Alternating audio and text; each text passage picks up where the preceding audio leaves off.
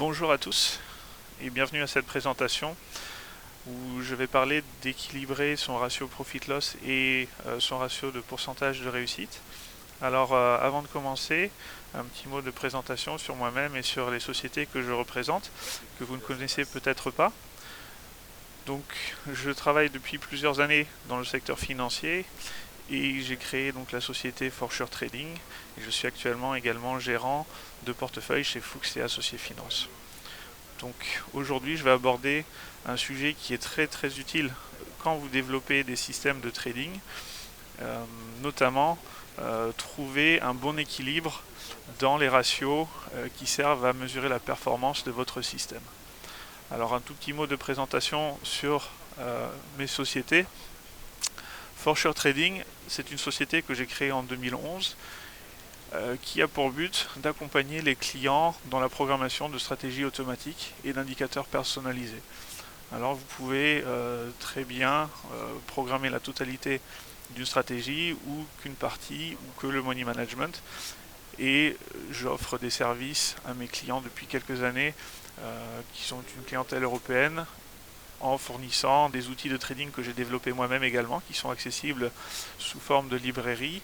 Vous avez accès à un portefeuille virtuel dans lequel vous retrouvez les performances des stratégies qui sont mises en application depuis quelques années, sur lesquelles vous avez donc des résultats backtestés. Je fais également du coaching online pour les clients qui souhaitent une approche vraiment individuelle. Et bien entendu, si vous avez une stratégie, vous avez une méthodologie systématique, et bien vous pouvez faire appel à mes services pour de la programmation de stratégies automatiques, notamment avec FXM sur MT4. Voilà pour la petite présentation sur ma société que vous retrouvez au site forsure.fr. Également depuis peu gérant de fortune et plutôt de portefeuille pour la société Fuchs Finance et Associés. Alors un petit mot sur le groupe, c'est une société luxembourgeoise qui a été fondée en 2000 et qui est très bien implantée au Luxembourg. C'est une société régulée par la CSSF. Donc pour ceux qui ne connaissent pas, c'est la commission de surveillance du secteur financier qui est environ l'équivalent de l'AMF en France. Et c'est une société qui offre une large gamme de solutions de gestion, notamment donc de la gestion de fortune avec Fuchs Finance, société dans laquelle je fais partie et où j'offre de la gestion sous mandat sur les produits FX et CFD. Fuchs a également d'autres services proposés à leurs clients privés sous forme de Fuchs Insurance pour du courtage en assurance. Récemment, une activité de family office, une salle des marchés et tout récemment la constitution de Fuchs Asset Management qui offre un service de gestion dédié aux fonds d'investissement. Voilà un petit peu un petit mot de présentation. Je propose de rentrer tout de suite dans le vif du sujet, qui est l'équilibre des ratios de performance des stratégies automatiques. Donc le but de cette présentation aujourd'hui, c'est de vous fournir des exemples et des erreurs à ne pas commettre lorsque vous essayez de constituer une stratégie. Alors que la stratégie soit automatique ou que ce soit une stratégie que vous appliquez manuellement, les mesures de performance sont les mêmes. Et tout ce qu'on va voir aujourd'hui sont des choses que vous pouvez appliquer quelle que soit votre méthode d'entrée en position. Donc je vais parler dans un premier temps donc des ratios que je regarde et qui sont très importants dans la mesure de performance et leur application à un petit système de trading que j'ai développé uniquement pour l'occasion. Et on verra au fur et à mesure comment on peut améliorer ces ratios, comment on peut améliorer cette stratégie avec l'application de Stop et Take Profit, bon, des choses que vous connaissez probablement déjà. Et là où ça va devenir un petit peu plus intéressant, c'est quand on va commencer à appliquer des méthodes un peu plus avancées de gestion de position pour trouver le bon équilibre. Et tout ça, on va l'appliquer à une situation donc réelle sur la stratégie que j'ai développée. Donc n'hésitez pas, si au fur et à mesure de la présentation vous avez des questions sur les sujets abordés, je me ferai un plaisir de vous répondre et je ferai quelques pauses en fonction des questions que vous avez. Alors le ratio profit-loss ou le ratio gain-perte, c'est tout simplement la capacité pour un système de trading de dégager des profits par rapport aux pertes. Il est calculé en prenant vos gains moyens rapportés aux pertes moyennes. Donc dans un petit exemple où on a tradé 6 fois, et bien, le gain moyen correspond à 121 euros. Cela veut dire que lorsque je trade, en moyenne, je vais gagner 121 euros si je gagne. Et par contre, la perte moyenne, elle est de 146 euros. Vous voyez, j'ai deux trades perdants, un de 41 euros et un de 251 euros. Et donc en moyenne, si jamais je perds sur un trade, je vais perdre 146 euros. Ça nous donne un ratio de 0,83. Et en soi, ce ratio, on aimerait qu'il soit supérieur à 1 parce que techniquement, ça voudrait dire qu'on gagne plus quand on gagne que lorsque l'on perd. Mais seul, ce ratio, vous voyez, ne permet pas de déterminer si oui ou non la stratégie est profitable, puisque sur le petit exemple et le petit échantillon de 6 trades, j'ai quand même réalisé un profit de 192 euros. Donc voilà la limite de si on regarde ce ratio unique, c'est que cela ne permet pas de déterminer la profitabilité du système de trading. Alors, on vient au point suivant qui est le ratio win-loss ou le pourcentage de réussite qui est en fait la probabilité qu'un trade soit gagnant.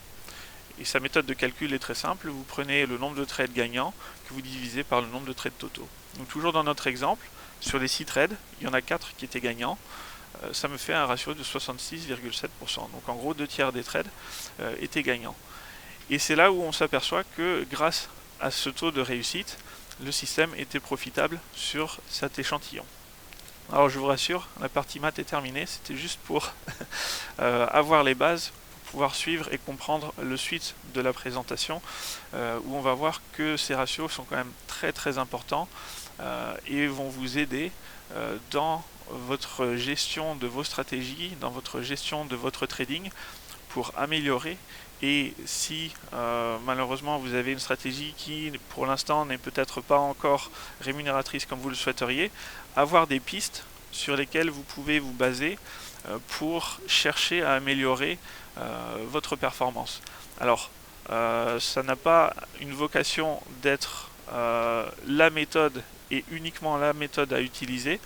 Il y a beaucoup de choses qui peuvent être envisagées, mais cela va vous permettre de trouver des pistes sur lesquelles il vaut peut-être le coup de s'y pencher et également d'éviter certains pièges que malheureusement beaucoup de gens font lorsqu'ils établissent leur système de trading. Donc si on applique maintenant ces ratios à un petit système de trading que j'ai créé donc pour l'occasion, c'est un système tout simple qui va générer en fait des trades sur un simple croisement de deux moyennes mobiles exponentielles de 12 périodes et 26 périodes. Donc ça c'est pas le plus important. On va clôturer chaque position en fin de journée et pour l'instant on ne va pas mettre de stop ou de take profit. Et donc voici à l'écran, vous voyez la performance de la stratégie qui est perdante. Clairement, c'est un backtest qui a été fait sur les 3 derniers mois, depuis juin jusqu'à maintenant, et on voit que la courbe equity que vous voyez en haut à droite en bleu est perdante, et on a perdu un peu plus de 1000 euros sur la stratégie qui traite sur le DAX. Qu'est-ce qui est intéressant de noter, hormis donc cette perte, c'est les ratios dont on a parlé tout à l'heure. Grâce à MT4, on peut retrouver ces ratios. Alors si vous avez une stratégie qui n'est pas automatique, vous pouvez très bien les calculer par vous-même en faisant un rapport de trade et en regardant quel a été votre trade moyen et quel a été votre trade moyen gagnant ou trade moyen perdant. Ici les ratios, on est autour donc de 0,83 pour le ratio gain-perte, ce qui veut dire que lorsqu'on gagne, on gagne un petit peu moins que lorsqu'on perd. Et si vous voyez dans le rapport qui est fourni donc en bas de l'écran, vous avez la moyenne des trades qui est autour de 87 euros, alors que la moyenne des trades perdants, elle, est autour de 105 euros. Donc on perd un petit peu plus lorsque l'on perd que lorsque l'on gagne. Et en plus de ça, le taux de réussite, qui est très important, se situe en dessous des 50%. Donc en gros, un trade sur deux va être perdant et un trade sur deux va être gagnant. Et on voit que mathématiquement, lorsqu'on applique ces deux ratios, finalement la stratégie sur le long terme va se retrouver perdante. Alors le but de ce petit exemple était de vous montrer que en se basant sur ces ratios, en faisant quelque chose sur le money management, on peut renverser la situation d'une stratégie qui en soi paraît peut-être être un mauvais point d'entrée, mais en fait en se concentrant sur les points de sortie, on peut très bien transformer cette stratégie. Et donc si sur un système tout simple de moyenne mobile, de croisement de moyenne mobile, on arrive à améliorer la situation, pensez bien que sur un système un petit peu plus sophistiqué que vous utilisez peut-être, ou sur des critères qui ont déjà fait leurs preuves, sur lesquels vous vous basez, et ben en appliquant les stratégies et les méthodes pour améliorer vos points de sortie, vous allez pouvoir dégager davantage de performance sur vos stratégies. Donc c'est vraiment très important de faire un bilan. Alors si on a la chance d'avoir une stratégie qui est faite de façon automatique, on a beaucoup d'outils qui sont à notre disposition pour calculer ce genre de choses. Donc voyons maintenant ensemble ce qu'il est important de noter lorsqu'on va appliquer ces ratios à nos stratégies, c'est essayer de se retrouver au-dessus du seuil de rentabilité qui est la frontière au-delà de laquelle le système de trading sera profitable ou non. Dans notre exemple, on avait donc un ratio de 0,83 sur les gains et les pertes, alors qu'on avait un pourcentage de réussite de 45%. Et on voit bien sur ce graphique qu'à ces niveaux-là de performance, on n'avait aucune chance d'être gagnant sur la stratégie. Et donc, peut-être que sur une toute petite période de temps, on peut dégager des profits, mais si on applique cette stratégie au fur et à mesure, on va finir par perdre de l'argent et on peut être amené à vouloir abandonner la stratégie. Or, en appliquant un système de money management, on va voir l'impact que cela peut avoir sur la stratégie. Donc commençons tout simplement par quelque chose de très simple, un stop fixe.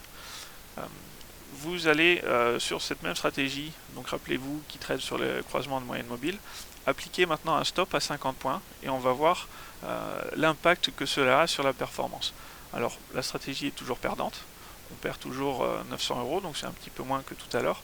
Par contre, en appliquant ce stop, ce qu'on remarque surtout, c'est que maintenant le ratio gain-perte est passé à 1,82. Donc qu'est-ce que ça veut dire? Ça veut dire qu'en gros, quand je trade, je vais gagner, lorsque je vais gagner, 2 fois plus que ce que je vais perdre. Et donc on a considérablement amélioré ce ratio, mais effet un petit peu pervers du stop, le pourcentage de réussite est passé maintenant à 30%. Donc seulement moins d'un tiers des trades se retrouvent positifs. Et donc en fait, si on revient sur la courbe de rentabilité, on remarque qu'à ce niveau-là, 1,2 1,8 de ratio gain-perte, et ben en fait il nous faut un taux de réussite qui avoisine les 40%, chose que l'on n'a pas. Et c'est pour ça que notre système est perdant. Donc voici l'impact qu'a un stop sur votre système de trading. Voyons maintenant l'impact que peut avoir un take profit. Si toujours sur le même système de trading, on applique donc un take profit à 20 points, on retrouve la performance, donc j'ai enlevé le stop et j'ai uniquement donc le take profit, on retrouve la performance de la stratégie et chose intéressante que l'on remarque, la stratégie est toujours perdante. Donc le take profit ou le stop seul n'ont pas réussi à transformer cette stratégie en quelque chose de gagnant, mais ce qui était utile et intéressant de regarder à l'heure actuelle, c'était un petit peu l'impact qu'allait avoir ce take profit simple, qui est un ordre limite que vous placez lorsque vous prenez la position. Et on remarque que maintenant, on va gagner beaucoup plus souvent. On gagne environ 3 fois sur 4. 75% des trades sont gagnants. Par contre, lorsque l'on gagne, on va gagner les 20 points qu'on a mis sur le DAX, dont là, en l'occurrence, sur une taille de position de 10 DAX chez FXCM, ça correspond à 20 €. Par contre, lorsque l'on perd, on va perdre 80 € en moyenne. Et vu qu'on n'a pas de stop, finalement, on a certains trades qui vont perdre même jusqu'à 350 €. Et donc, c'est ce qu'on remarque sur la courbe d'equity, qui est la courbe en haut, qui est la valeur de votre compte si vous appliquez cette stratégie depuis son début en 3 mois.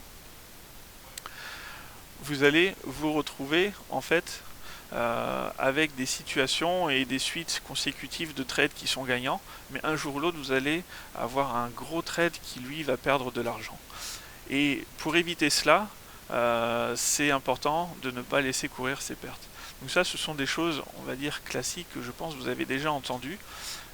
Et l'intérêt de cette présentation et l'intérêt de démontrer un petit peu cet impact des stops et des take profit va être de comment on va pouvoir maintenant trouver le bon équilibre entre ces deux outils qui sont à notre disposition pour transformer notre stratégie en quelque chose qui soit gagnant. Alors je vais en profiter pour peut-être prendre des questions qui ont été posées. Alors un commentaire de la part d'un visiteur qui me demande si on peut mettre des robots qui fonctionnent. Alors c'est le but de la stratégie, c'est de voir, et de la présentation, c'est de voir des méthodes qui vont être appliquées à ce genre de stratégie et qui vont rendre la stratégie performante. Et également, vous retrouverez sur mon site internet forsure.fr des stratégies qui sont performantes, qui ont été backtestées et qui ont été testées live pendant plusieurs années, sur lesquelles on applique ce genre de méthodologie et qui dégagent des performances régulières. Donc on va revenir un petit peu plus tard.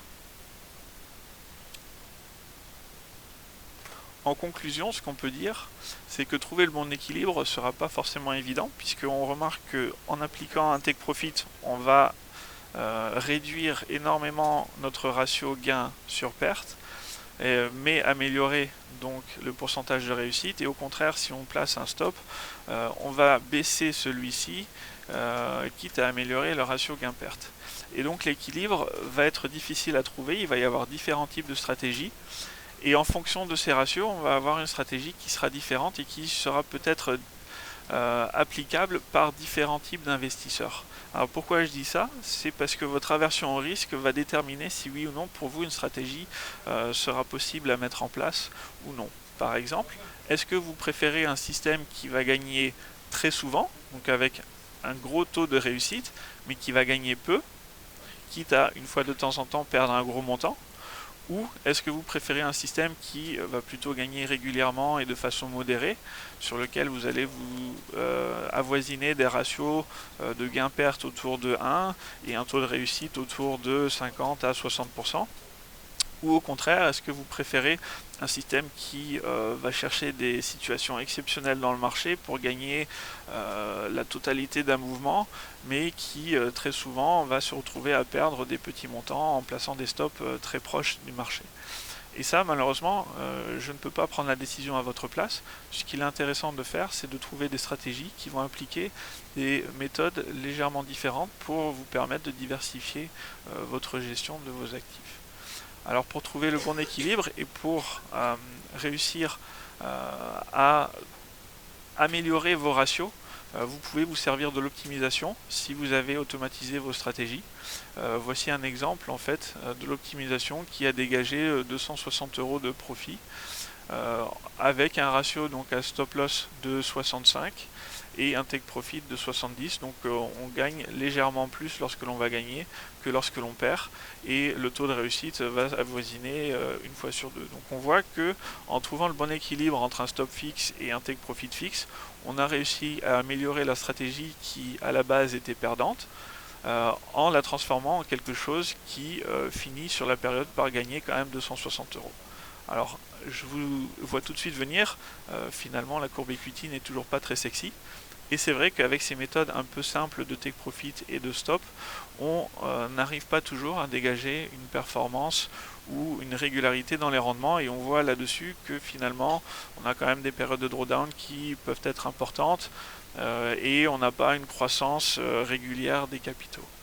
Et ça va être l'intérêt justement de trouver des solutions qui elles sont un petit peu plus avancées, mais qui vont permettre de pallier à ce genre de manquement qu'on peut retrouver sur un take profit simple ou sur un stop classique que l'on va placer de façon fixe. Alors pour prendre une autre question de la part d'un intervenant, on me demande quel langage de programmation je fais pour les indicateurs et pour les stratégies. Donc FXCM propose la plateforme MT4 qui est très utile et qui permet de faire énormément de choses, et donc je programme en langage MT4 sur cette plateforme. Je programme également sur d'autres plateformes qui ne sont pas forcément distribuées toutes chez ce même broker, et je vous invite à revenir sur mon site forsure.fr pour retrouver un peu plus d'informations là-dessus. Mais donc quasiment tout ce qui est technique est faisable, et ça dépend vraiment si vous avez quelque chose de customisé que vous souhaitez mettre en place, ça dépend vraiment de vos critères. Si vous avez réussi à les définir, quasiment tout est possible de mettre en place. Voilà pour cette première partie de la présentation qui sont à mon avis des choses simples que vous avez déjà entendues ou que vous appliquez peut-être déjà sur vos propres systèmes. Donc à nouveau, le but n'était pas de vous montrer le système idéal, mais plutôt de vous montrer l'impact que pouvait avoir cette méthode de money management classique que l'on peut appliquer sur les stratégies. Passons maintenant à la partie un petit peu plus avancée. On va voir un exemple d'un stop un peu plus intelligent qui va s'appliquer sur une stratégie.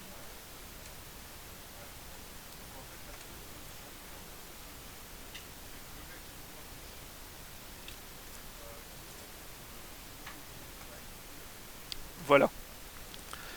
Donc en sortie intelligente, je vous propose une combinaison entre un break-even stop et un trailing stop.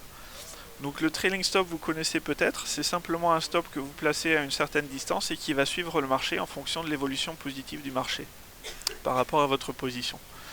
Un break-even stop, lui, c'est un stop qui va s'enclencher à partir d'un certain moment et qui va venir se placer à un certain niveau.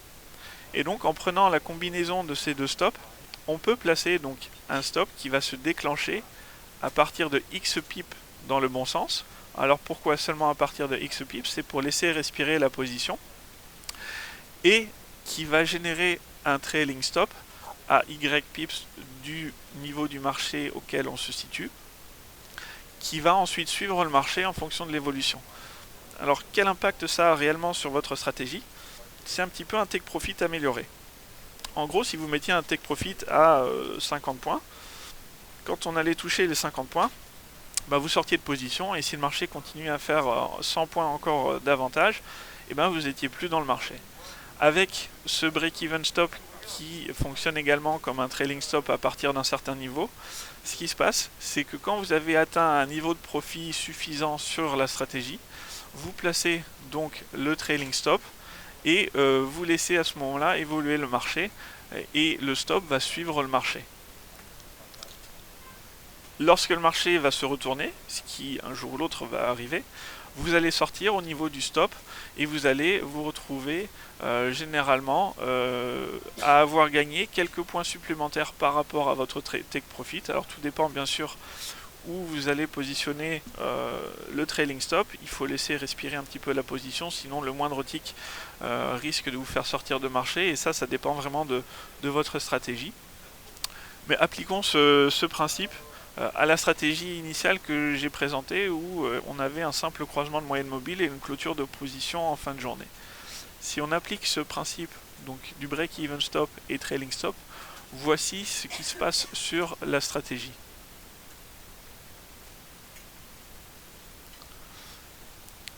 On retrouve en fait l'impact que l'application du break-even et trailing stop a généré sur notre stratégie. Notre ratio, rappelez-vous, tournait autour de 0,83 par rapport aux gains et pertes. Et ici, on se retrouve au même niveau à peu près, on est à 0,78. Par contre, ce qui est intéressant, c'est qu'on gagnait moins d'une fois sur deux, et maintenant on est passé à un taux de réussite au-dessus des 62%, ce qui veut dire que quasiment 2 fois sur 3, on se retrouve à avoir une position gagnante. Donc l'application de cet outil et de cette sortie un petit peu plus intelligente a permis de conserver un niveau de profit qui soit raisonnable par rapport à nos pertes, et en même temps d'avoir un taux de réussite qui lui n'a pas été désavantagé, et au contraire qui a augmenté. Et donc le fait d'avoir appliqué cette sortie intelligente nous a permis de trouver un meilleur équilibre que la stratégie initiale, parce qu'on a amélioré notre pourcentage de réussite sans réellement détériorer notre ratio gain-perte.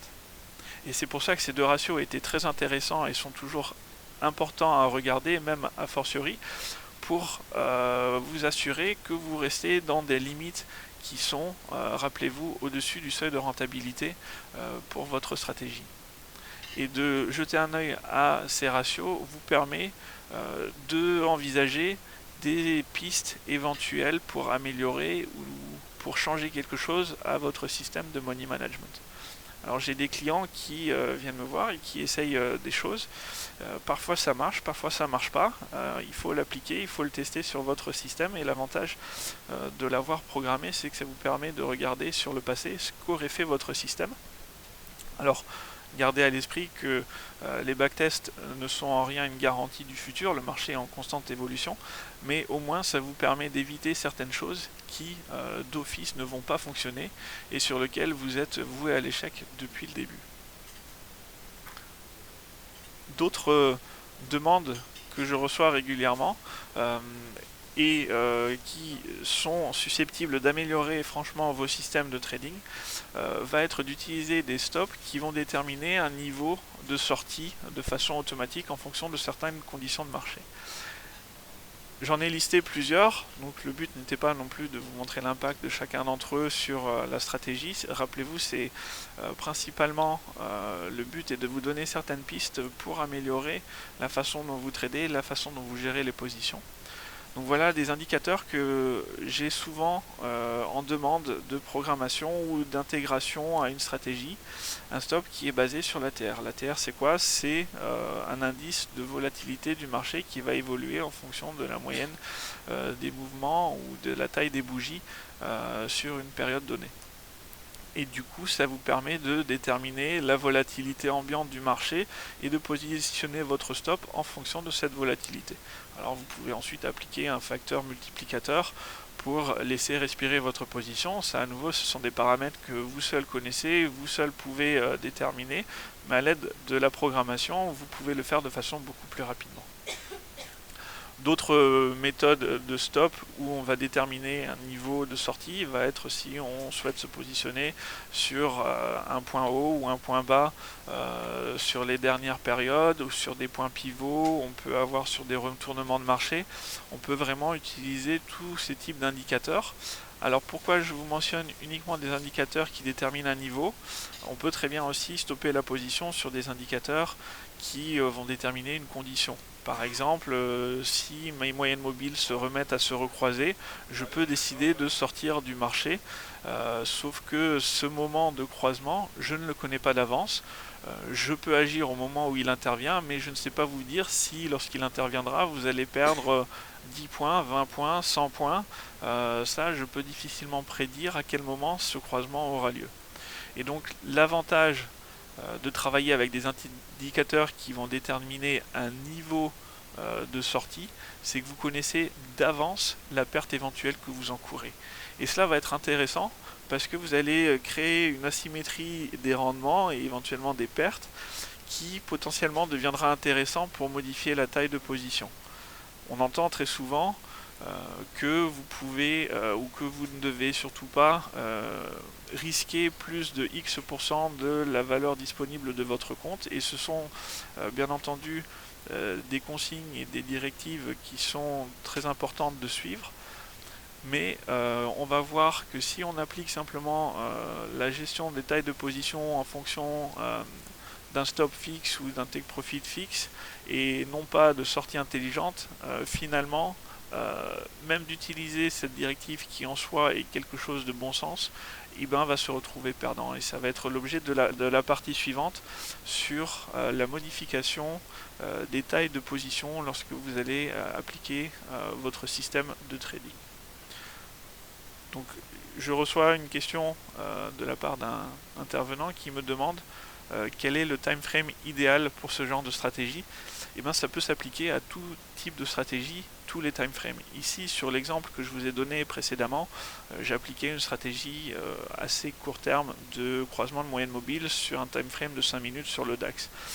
J'ai établi des stratégies qui, eux, vont se baser plutôt sur un time frame de 1 heure.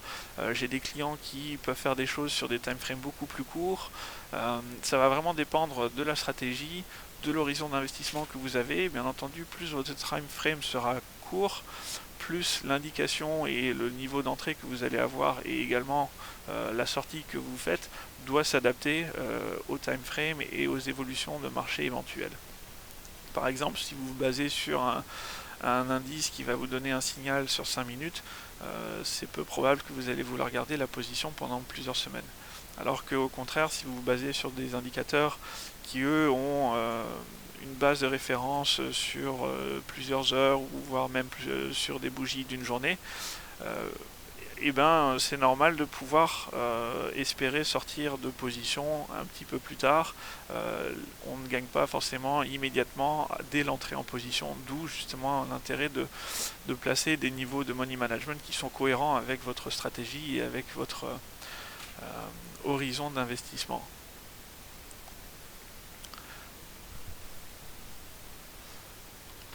Très bien, passons maintenant à l'exemple que je reçois de temps en temps comme demande de la part de clients qui souhaitent un petit peu automatiser un système et qui ont vu des choses qu'on retrouve dans les forums spécialisés, ainsi de suite. C'est l'application d'une modification de type de position en fonction de ce qui se passe sur votre système de trading. Alors les plus connus sont la martingale ou la méthode de la bouchère. Et je les ai illustrés ici à droite. Voilà ce qui va se passer si vous appliquez ces méthodes. Alors ce sont des méthodes qui, à court terme, peuvent s'avérer très rentables.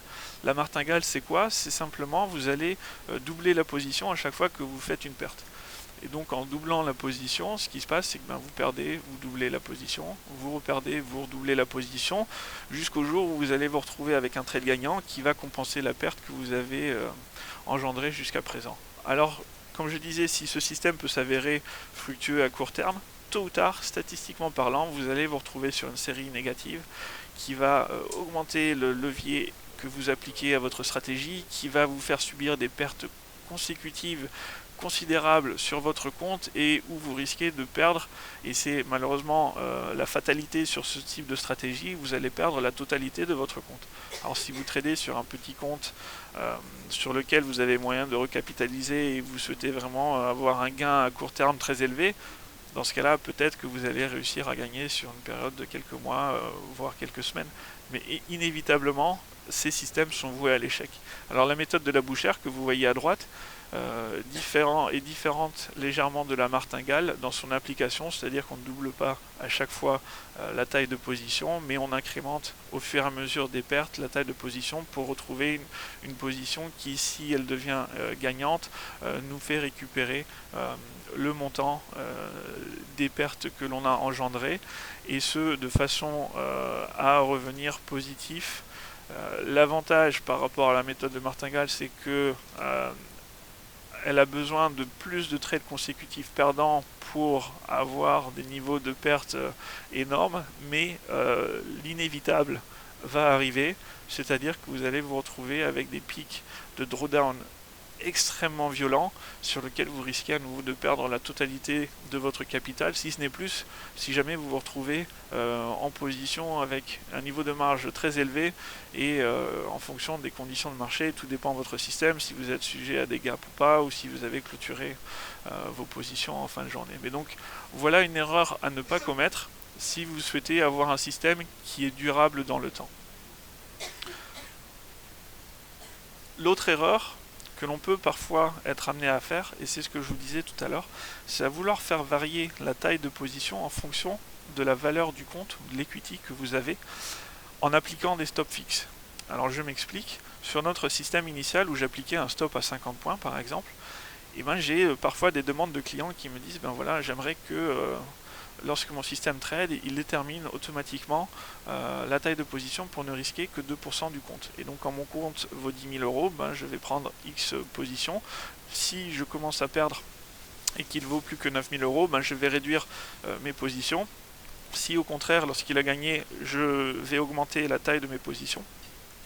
Et ce genre de système, même si en soi paraît être quelque chose de cohérent, est voué à l'échec en règle générale si vous appliquez ça avec un montant de perte fixe, avec un stop fixe plutôt. Voici l'illustration, on reprend les deux mêmes systèmes. À gauche, rappelez-vous, c'est la performance du premier système de croisement de moyenne mobile avec l'application d'un stop à 50 points. À droite, la même application, le même stop à 50 points, mais cette fois-ci où je fais évoluer la taille des positions en fonction de la valeur de mon compte. Donc vous voyez ici sur le graphique de droite, en dessous de la courbe d'equity, vous avez donc des barres vertes qui déterminent en fait la taille de position qui est appliquée et qui est fonction de cette valeur de compte que j'ai. Donc j'ai simplement augmenté le levier pour me permettre d'avoir une plus grande incrémentation qui soit possible, mais la même chose aurait été valable si j'avais tradé avec le même levier d'office sur la stratégie initiale. Et vous voyez en fait que la courbe est très similaire. Alors c'est un petit peu comme le jeu des 7 erreurs, vous avez deux graphiques qui se ressemblent étrangement, mais il y a quand même deux différences essentielles à noter, notamment sur ce qui se passe dans des périodes de pic sur votre courbe d'equity. Regardez sur le graphique de gauche, ce que l'on note, c'est que vous avez un nouveau plus haut qui est atteint, c'est-à-dire que vous avez d'abord accumulé quelques pertes, mais finalement, lorsque la stratégie s'est retrouvée à nouveau gagnante, vous avez très rapidement compensé ces pertes que vous avez faites.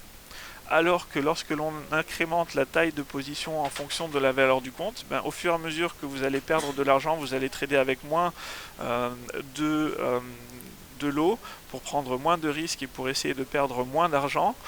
Malheureusement, lorsque la stratégie va redevenir rentable, ce qui va se passer, c'est que vous allez toujours regagner. Ça n'a rien changé sur le fait ou non de gagner sur votre stratégie. Mais lorsque vous allez gagner, vous allez gagner des montants qui sont plus faibles. Et ce que l'on note, c'est que sur la stratégie avec ajustement de la taille des positions, vous ne retrouvez pas un niveau plus haut atteint sur lequel vous avez pu faire de l'argent sur le système où vous n'auriez pas changé la taille de vos positions. Et ce qui est également intéressant de noter, c'est que ceci est vrai sur les plus bas. Lorsque vous ne bougez pas la taille de position, vous ne refaites pas sur ce système, alors je ne dis pas que c'est impossible de refaire un plus bas, mais sur ce système en question qui a fonctionné sur ces 3 mois de backtest, vous ne retrouvez pas une situation de compte aussi défavorable qu'elle l'a été initialement. Alors que si vous aviez ajusté la taille de position en fonction de la valeur de compte, ce qui se passe, c'est que lorsque vous vous retrouvez à gagner de l'argent, en probabilité, en statistique, vous avez plus de chances que le trade suivant redevienne perdant. Or, c'est justement là que vous augmentez la taille de position, et donc quand vous allez perdre, vous allez perdre davantage. Et ce qui se passe, c'est que sur ce système-là, on remarque que finalement, sur la période, vous refaites même un nouveau plus bas en valeur de compte, donc vous avez perdu plus d'argent que si vous n'aviez pas touché à la taille de position. Et c'est justement ça qui est intéressant de noter, et je l'ai vu appliquer sur plusieurs types de systèmes où vous avez justement essayé de jouer sur la taille de position en gardant un niveau de stop fixe ou un niveau de take profit qui eux ne varient pas, et ces systèmes malheureusement je les ai quasiment systématiquement vus à dégager une performance moins bonne que si vous n'aviez pas touché à la taille de position.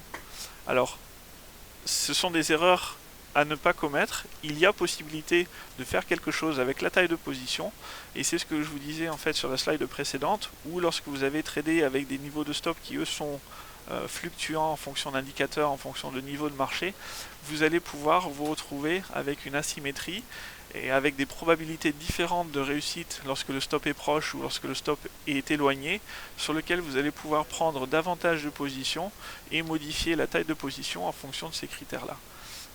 Et ce sont ce genre de choses que j'applique dans certaines des stratégies que j'ai mises à disposition sur le site forsure.fr.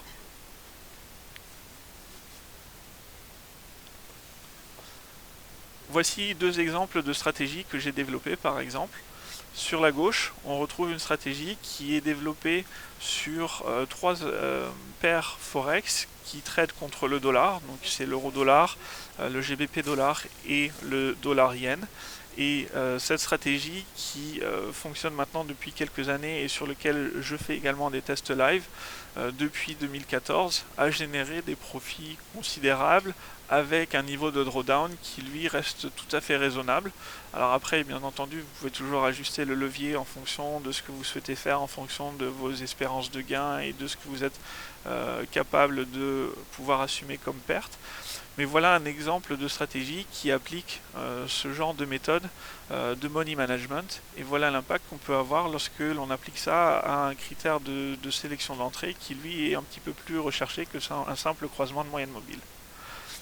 Sur la droite, c'est une stratégie récemment développée qui fonctionne sur le DAX uniquement pour l'instant, avec l'application justement de ce fameux break-even stop. Et on remarque à nouveau un niveau de performance qui est tout à fait raisonnable comparé au drawdown que cette stratégie peut engendrer. Voilà des choses que vous retrouvez bien entendu sur mon site forsure.fr. Je tiens simplement à vous préciser aussi que si jamais vous êtes intéressé par le petit robot de trading de la stratégie que je vous ai montré pour voir un petit peu son application, pour vous familiariser un petit peu avec la mise en place de stop ou de take profit ou du break-even stop justement et trailing stop, en vous inscrivant sur mon site internet, vous avez une page sur laquelle vous pouvez vous inscrire.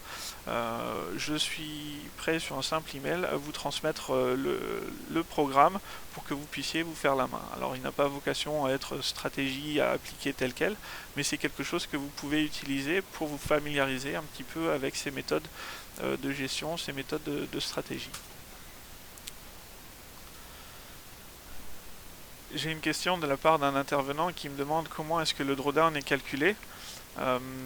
Ici, sur ces stratégies qui sont à plusieurs produits, c'est bien entendu, la plateforme ne permet pas de calculer un drawdown sur la stratégie globale. Donc c'est de l'analyse, de l'exportation de données qui ont permis de calculer ces drawdowns et d'appliquer ces drawdowns mensuels qui ont été calculés, de les vérifier en live si cela correspond correctement. Et donc le drawdown, c'est en règle générale calculé comme la plus forte variation entre le meilleur point de la stratégie à un moment donné et sa perte qu'elle aura engendrée sur une période donnée. Et donc vous remarquez que sur ces stratégies, on reste sur des niveaux de drawdown qui sont quand même très confortables par rapport à l'espérance de gain, ce qui peut laisser espérer en fait de récupérer, puisque les périodes de drawdown sont inévitables en trading, mais qui permet de laisser espérer de retrouver la profitabilité assez rapidement si la stratégie continue de performer dans le temps. Alors bien entendu, une mise en garde sur tout ce qui est stratégie automatique, backtest et optimisation, ce n'est pas toujours à prendre à la lettre. Sachez bien que les performances passées ne sont pas du tout une garantie des performances futures. Lorsque j'établis des stratégies, je ne cherche pas simplement à optimiser sur une période donnée et à fournir la meilleure solution possible. Je cherche des résultats qui sont robustes dans le temps, sur lesquels je vais ensuite appliquer le trading et les conditions de trading en live pour vérifier si dans des conditions qui ne sont pas connues à l'avance, la stratégie fonctionne de la même façon selon les mêmes ratios de performance pour valider ou non la performance sur la période donnée. Et c'est le travail que je fournis et sur lequel je mets en fait à disposition et que j'utilise également dans ma gestion auprès de Fuchs Finance et Associés. Sur laquelle je fais de la gestion sous mandat sur les produits AFIX et CFD. Donc voilà des choses que vous pouvez appliquer d'ores et déjà, que ce soit un système automatique, que ce soit un système manuel. Vous pouvez justement vérifier quels sont les ratios, quelles sont les performances que vous avez et chercher des pistes d'amélioration. Soit vous en avez déjà et à ce moment-là n'hésitez pas à me contacter, je serai très heureux de vous accompagner dans le développement ou dans l'intégration à votre stratégie existante.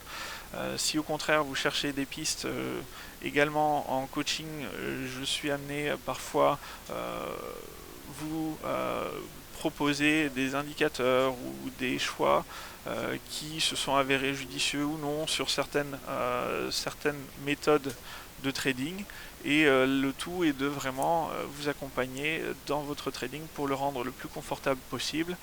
L'automatisation est quand même quelque chose de très confortable pour le trader puisque ça enlève une grande partie de la psychologie que vous avez. Si vous avez une stratégie de money management qui est définie à l'avance, vous n'avez pas à vous soucier des éventuelles fluctuations plus ou moins rapides comme on peut avoir dans le marché à l'heure actuelle. Et ça vous permet vraiment de vous détacher complètement et de laisser vraiment les statistiques parler. Alors bien sûr, comme dans toute statistique, et c'est ce qu'on a vu un petit peu dans un des exemples, plus vous aurez de données, plus vous aurez de trades, plus le système sera fiable dans son fonctionnement. Dans l'exemple qu'on avait vu précédemment sur la présentation, on avait un petit échantillon de 6 trades sur lequel on avait un taux de réussite de 66%. Or, c'était un échantillon qui était pris de la stratégie. Sur les 3 mois, on voit que ce taux de réussite était en fait que de 45%. Donc on voit bien qu'en statistique, il est important d'avoir le plus grand nombre de données pour se retrouver sur un système qui, lui, soit fiable et sur lequel vous allez pouvoir interpréter réellement les niveaux de performance.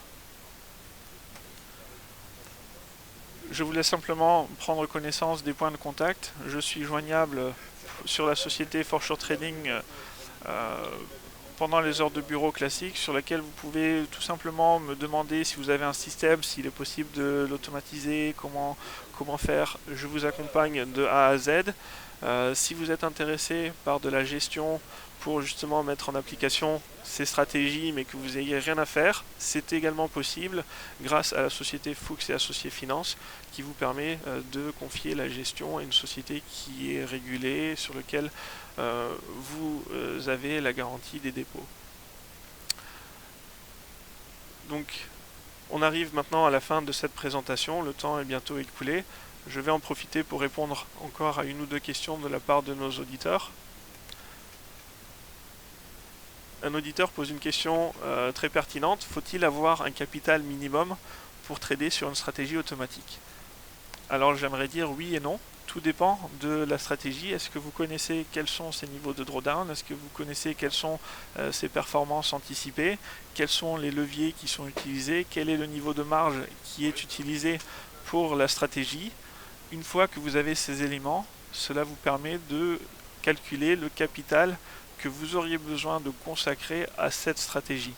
Et lorsque vous allez appliquer plusieurs stratégies, et c'est un petit peu ce que je fais lorsque je fais de la gestion de portefeuille, j'ajuste le risque que j'applique à chacune de ces stratégies et donc la taille de position en fonction de la combinaison des stratégies que je mets en place. À titre d'exemple, si vous avez par exemple une stratégie qui peut potentiellement perdre 5% on va dire sur un mois, quand vous allez trader, vous allez devoir au moins garder un niveau de marge suffisant pour que si cette perte éventuelle se produisait sur le mois en cours, vous n'ayez pas besoin de clôturer votre compte parce que vous n'avez plus suffisamment de marge.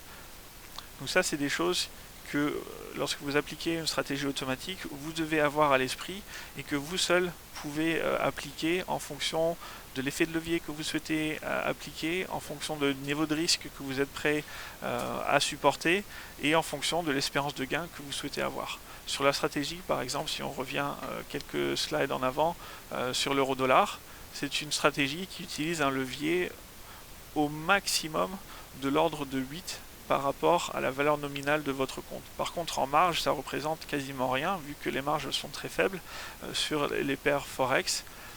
Et donc, j'ai certains clients qui me disent, oui, mais moi, 30% ou 50% sur l'année, c'est bien, mais en trading, j'essaye de faire même beaucoup plus que ça. Par contre, je suis prêt à supporter un drawdown de l'ordre de 50%. Dans ce cas-là, vous pouvez très bien ajuster le risque, ajuster l'effet de levier que vous souhaitez appliquer pour qu'il corresponde à votre niveau de risque et à vos attentes de gain. Maintenant, sachez bien que si vous augmentez le risque, vous augmentez le potentiel de perte et vous devez être capable de supporter cela.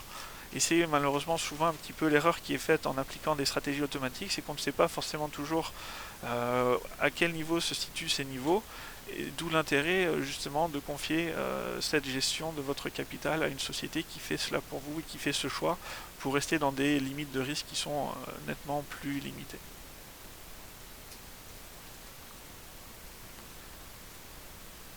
Voilà, nous sommes arrivés à la conclusion de cette présentation. Je vous remercie d'avoir été attentif et pour vos commentaires et vos questions.